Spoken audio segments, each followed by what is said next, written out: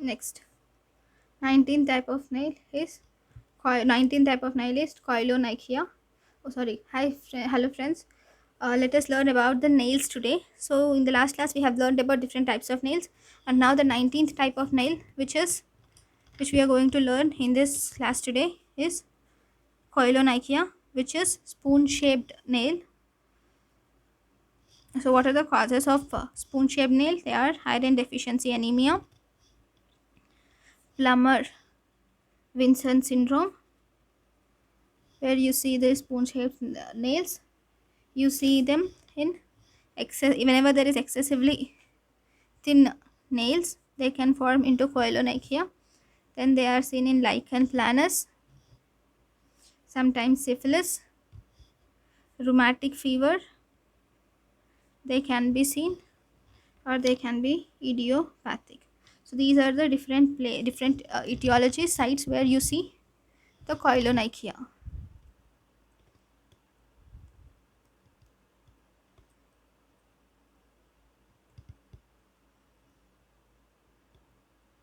So this is about nails, which we have completed. Now let us learn about the pigmentary disorders of pigmentation. Now let us learn about disorders of pigmentation.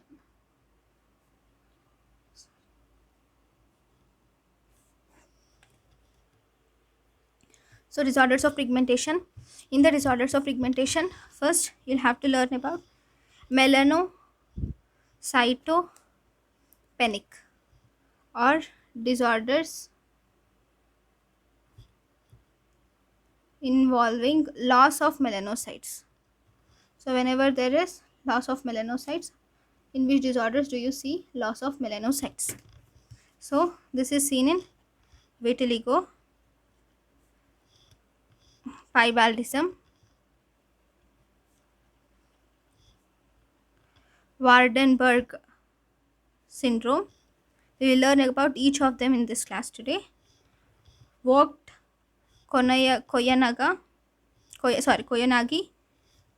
Harada syndrome. Vogt Koyanagi Harada syndrome. Ataxia telangiectasia. It is seen in Xeroderma pigmentosum.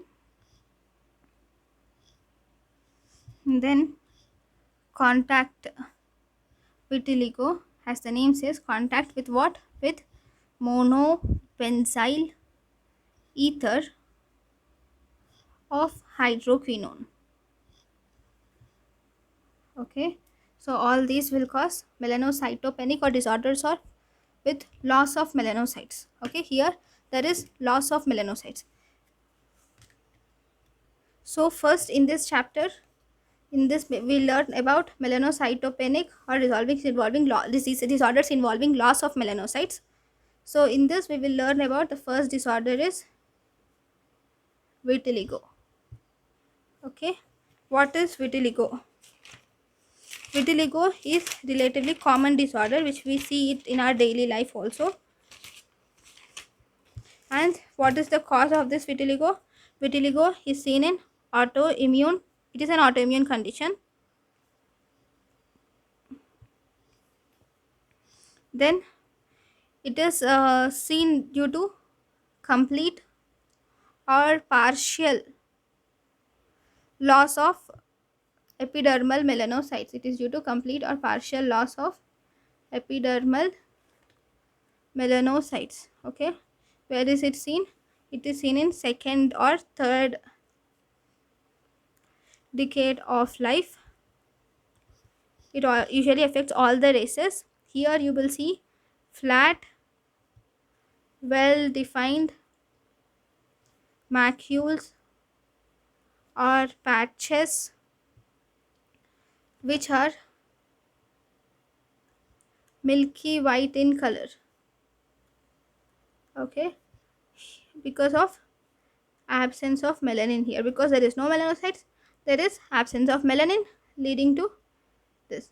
So what do you see in histology? Obviously in histology there is loss of melanocytes, you can see, and melanin. There is no melanocyte, there is no melanin. Now, what is the etiology of this condition? As you know, it is autoimmune disorder. So there is immune mediated destruction of melanocytes. There is immune mediated destruction of melanocytes, and sometimes there is also neurochemical mediator mediated destruction of melanocytes, especially in segmental vitiligo. There is something called a segmental vitiligo. I'll just tell you in a second. So in this segmental vitiligo, there is neurochemical mediated destruction of melanocytes. And there is one more hypothesis which says that there is a growth factor called as melanocyte growth factor. This melanocyte growth factor is reduced. It tells that melanocyte growth factor is reduced hypothesis. Okay, this is one of the hypotheses, and there are some other hypotheses like antioxidant deficient theories.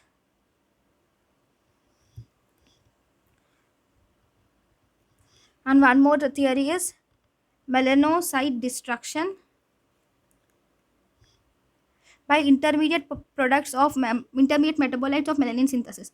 During the melanin synthesis, there will be some intermediate metabolites which are acting, right? These intermediate metabolites itself, they will kill the melanocytes or destroy the melanocyte. That is this hypothesis. This is also called as self-destruct theory.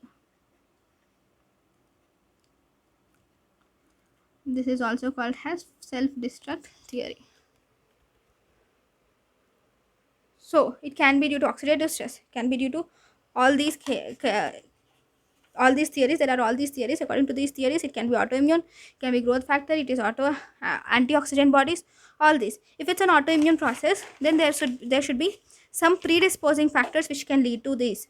So there can be genetic factors or autoimmune factors or stress, sometimes trauma, sometimes intrinsic defect, or viral agents. There is also a theory like oxidative stress, right?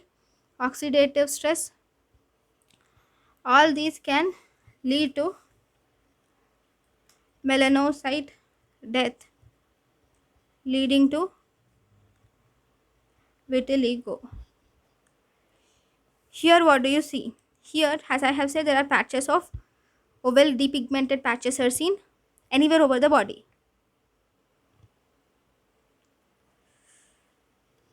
These lesions have normal epidermis. Epidermis is normal. You can see Koebner's phenomenon. Koebner's phenomenon is seen. Course of this disease is variable, but there is rapid progression in the beginning. There is rapid progression. This is followed by stability can be achieved, or there can be slow progression. One important thing is it is associated with autoimmune diseases, mainly primary thyroiditis. It is associated with primary thyroiditis or pernicious anemia.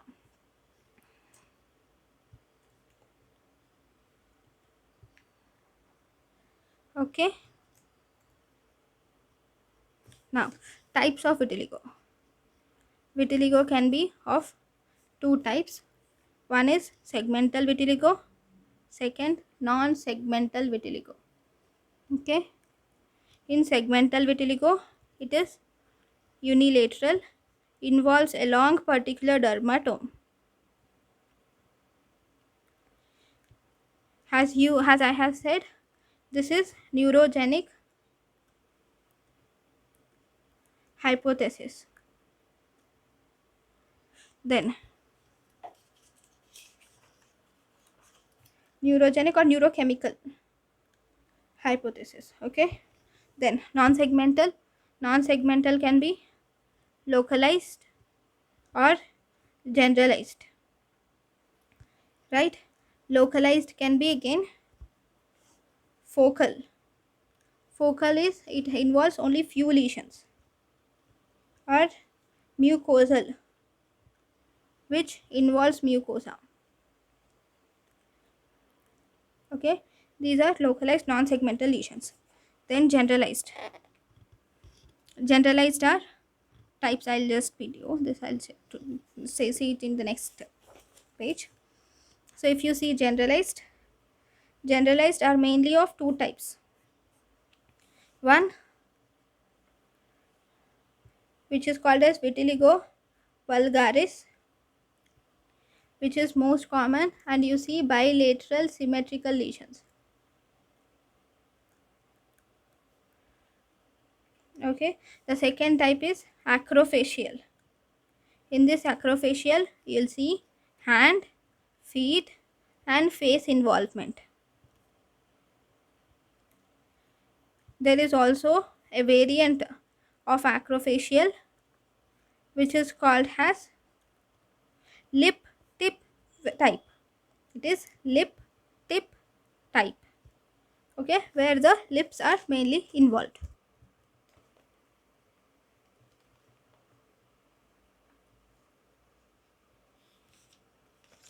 Okay, generalized to, and then lip tip type, lip tip type.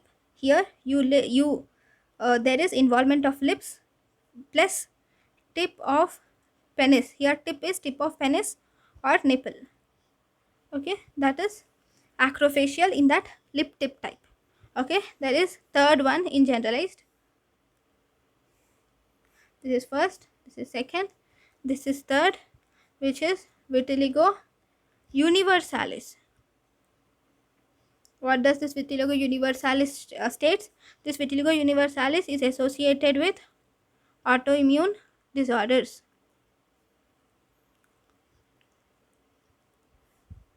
Okay, like Hashimoto's thyroiditis,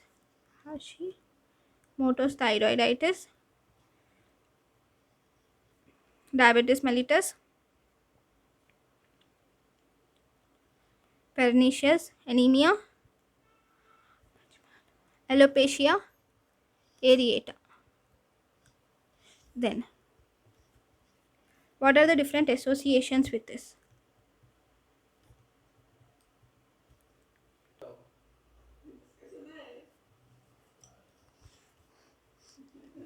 Associations are, it is associated with Koebner phenomenon, emotional trauma. It is associated with Koebner phenomenon, emotional trauma, GI upset, pregnancy,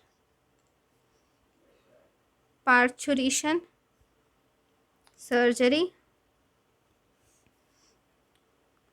autoimmune disorders, as we have already dealt with them, like Hashimoto's, diabetes mellitus, pernicious anemia,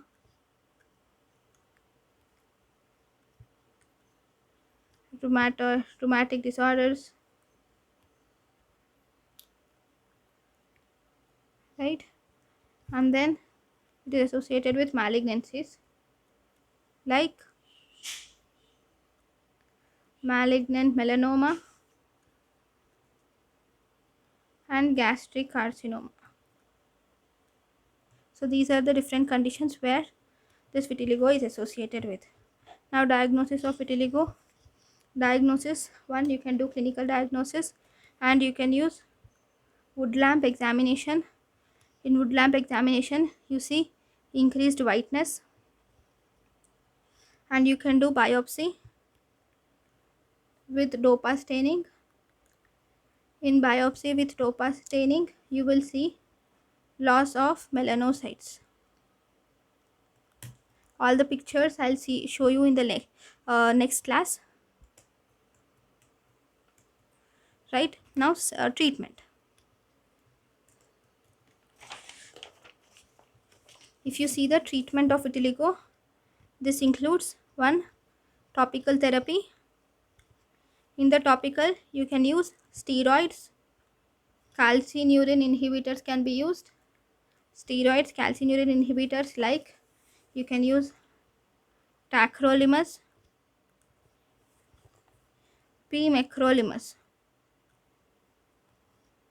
and then we can use vitamin D analogs.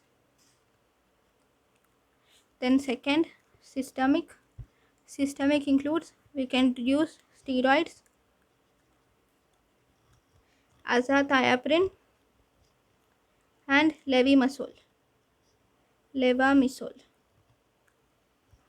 These are systemic steroids. Then third, we have phototherapy. In the phototherapy,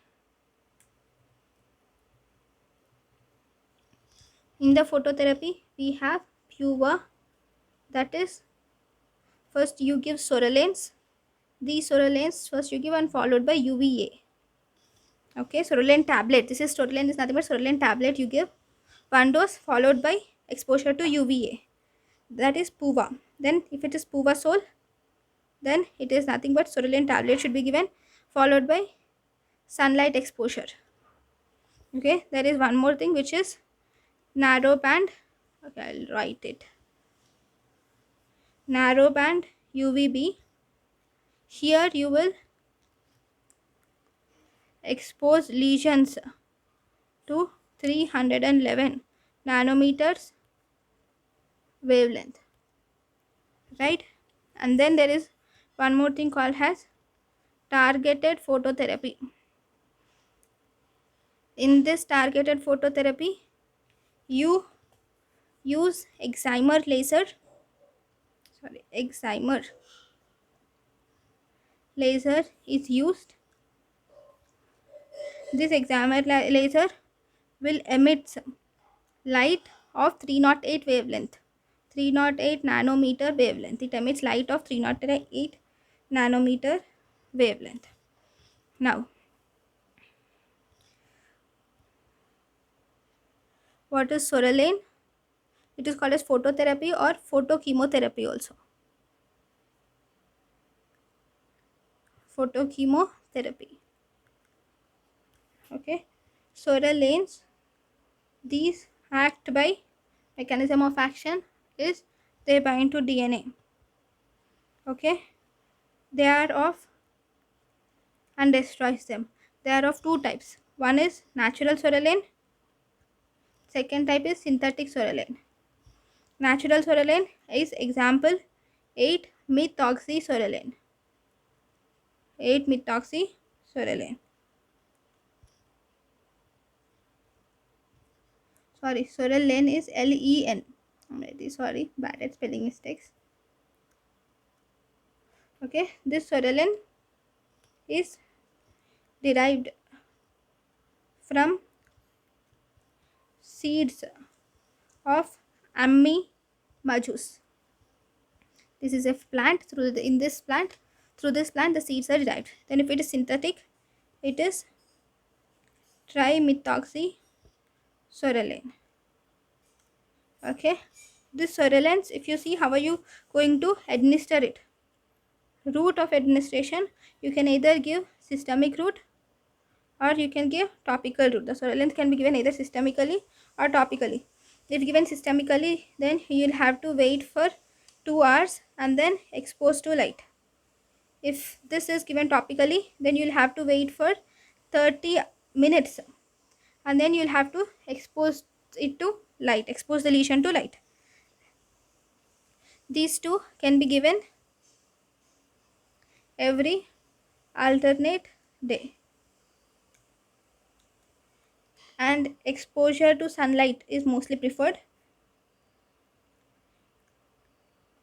And this exposure to sunlight, the best time for this exposure to sunlight is 11 a.m. to 1 p.m. So this is about Sorolane therapy. Next.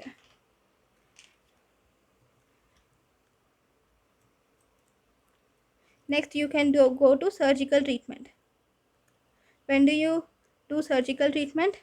Surgical treatment if medical treatment fails and disease is stable for more than 2 years, then you will have to go to surgery. So the modalities of treatment of surgery include: 1. Skin grafting.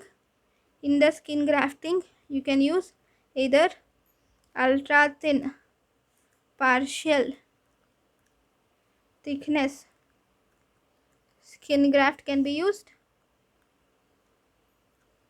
or you can use punch grafting can be used. Okay, then third second second you can use non cultured autologous melanocytic transfer. Non cultured autologous melanocytic transfer, that is, the melanocytes, if I have vitiligo, then my melanocytes from other side of the body where melanocytes are present, those are taken and we don't culture them, we'll transplant them to the place where we have lost the where I have lost the melanocytes, where I have got vitiligo, there you'll transplant them. Then there is cultured autologous melanocyte transfer, similarly, but we culture them in between and then you'll transplant it. Okay, so these are different surgical modalities of treatment.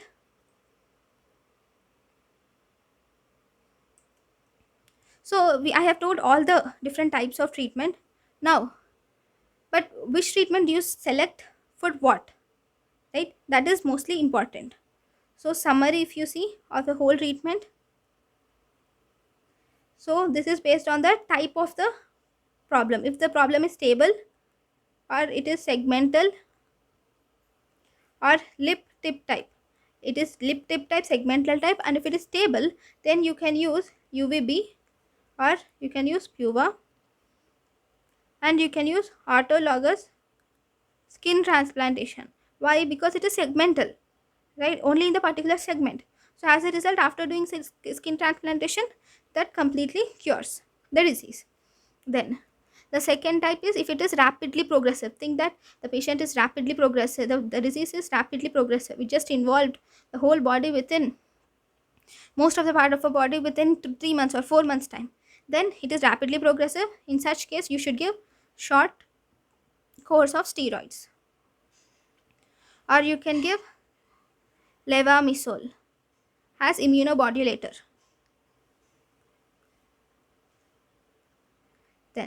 Then think that if there is more than 50% body surface involvement, if 50% of body surface area is involved, in such cases, then you will have to do depigmentation with MBEH cream. So these are the different modalities of treatment. Next, the next disorder, depigmentation disorder, which we will learn now, is piebaldism. So here it is most common in a child because it is congenital.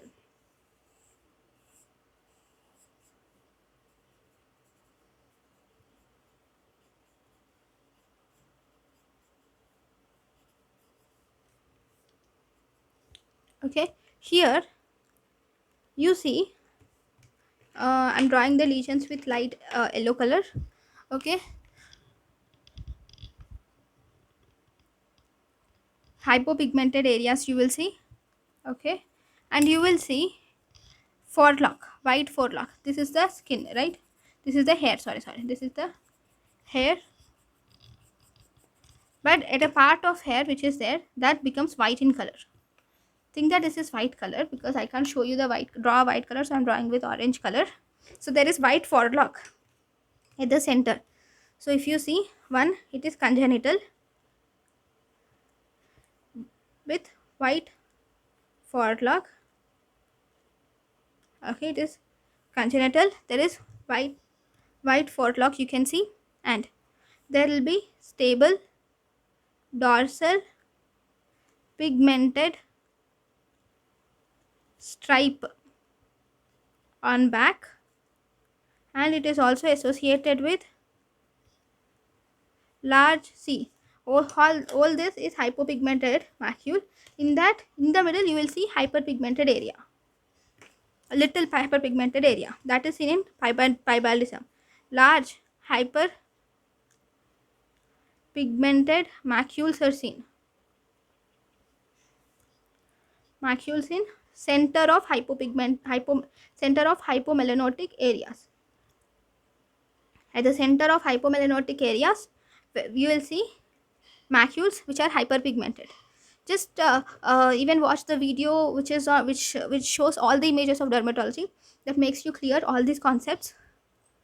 Then the next disorder is Waardenburg syndrome.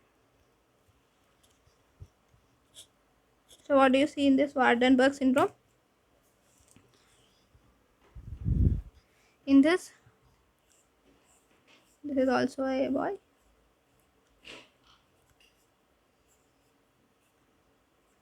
Even here he has a white forelock.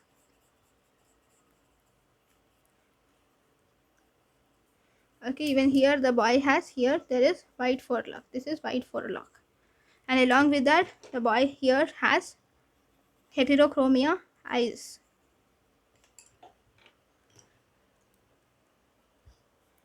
Iris is of different color.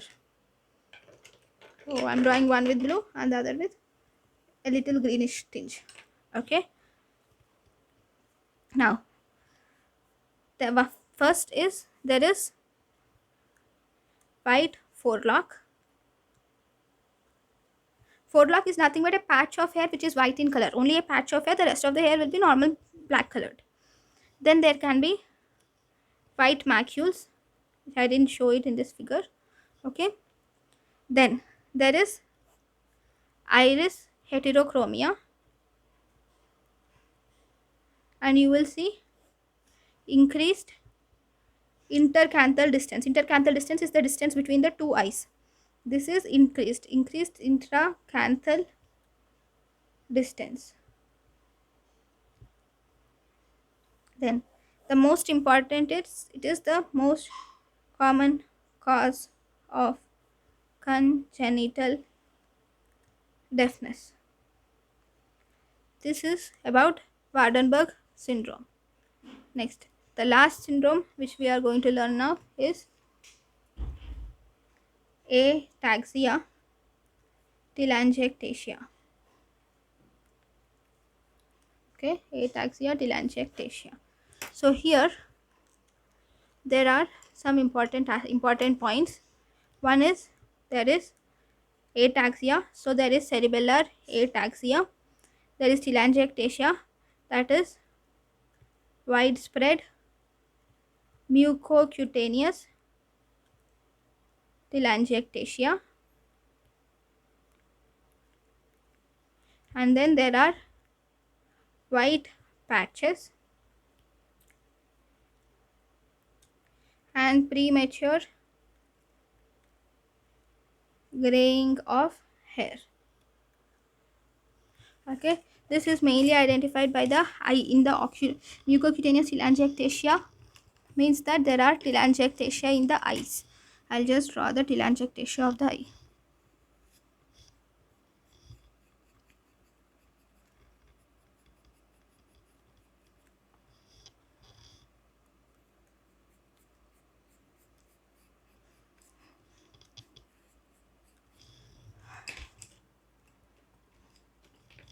You see some telangiectasia here. Okay.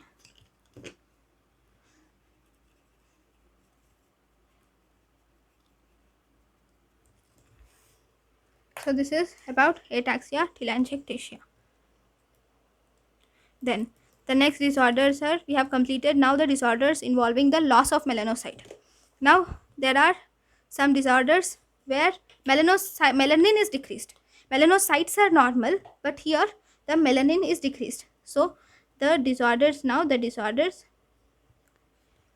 including decreased melanin. We'll see this in the next class. Thank you guys for watching my lecture. Thank you.